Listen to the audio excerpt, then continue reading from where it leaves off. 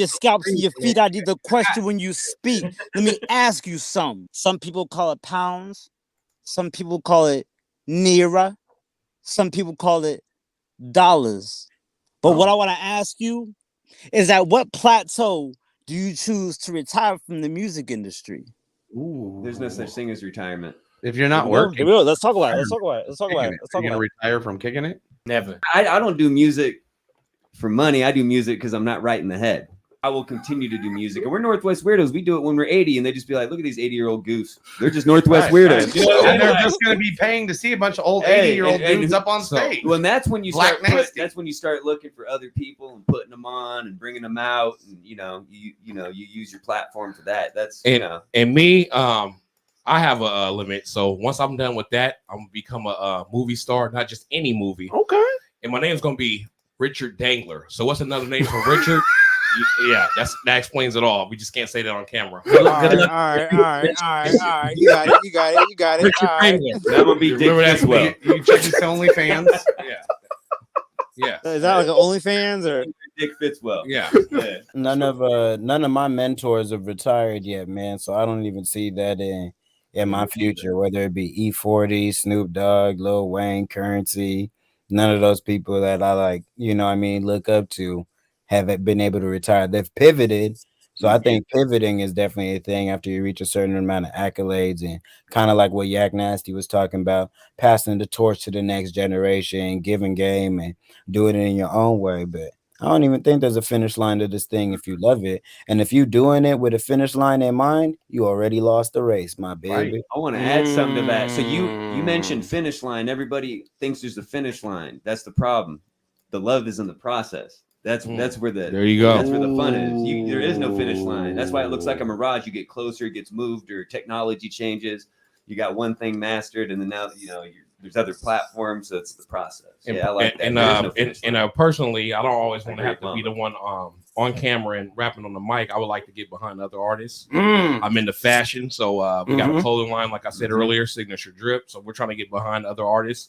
And Fafe, which is for love and for envy, because that's what we dress for. You do it for love, and if you want to piss somebody off, if I can say that, you do it for envy. Like Mamba was saying, though, if you look at a lot of those other artists, they have, like E40, he brands into other things. He's not even making his money off of music anymore. He can make the music he wants to make because he's getting paid from everything else. Again, that's like you guys were asking about the juice and stuff like that.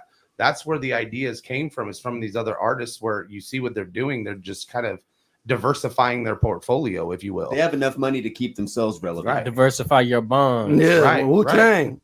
Interesting fact about that, that you notice that nobody in hip hop has reached the age of 60 yet. So of course, folks might still be rocking in their 40s, their 50s. Now, what's going to happen when these artists start getting into their 60s? Are they still going to be hitting the stage? How old's Maybe. Slick Rick, though? Maybe. How old is Slick Rick? I don't know. I don't think he's 60. He's I don't think pushing he's it. 60 yet. He's probably close, but yeah, he's pushing. But there's no way that there's nobody in hip hop who's not 60. What I've learned is that talent has no age. Hip hop just turned 50 years old, and like Big Daddy Kane's around. You know what I mean? Rakim is still around. Like they definitely got to be. It's more. It's like okay. So talent has no age. Right. And so I wasn't really putting the spectrum around the talent, more so around life and mortality and time itself, because you don't have all the time to spend all this money. So when are you going to stop worrying about the money you're making? Not that that's what I've never been worried about the money. I know. Not that that's what we're doing the music for, but it's like, when do we stop worrying about paying bills and worrying about the next generation? If we got that taken care of, if they got their trust funds and everything's good, when do you retire? But it's not you're having fun. You know what I mean? It's like I said, are you gonna Hey, stop people kicking get people? retired and still get new jobs later because they get bored. Yeah. But you're right though. No, like shoot movies, record, produce, making beats. Okay, so you'll just jump out of the foreground. Grandmaster Flash and Ice-T are both 65 years old. Okay. Okay. Damn, Ice-T 65. He got a heavy metal band too. Yeah. And he's still active. So that tells you what you need to know right there. Right. That's inspirational. Well, and hip hop doesn't have an age. I mean, hip hop is 50. Age is a prescription drug that has been handed. Everybody ages differently. I don't believe in the license in my pocket that says I'm this age at this time and day. Like, I don't fall for it. Yeah, I think I'm like 4,000 years old. right. Yeah, we've been here. I don't believe in death. Like, Yeah, no. Jim Jones said you said 30 is the new 20, but you 40, I'm 30. So who's 20?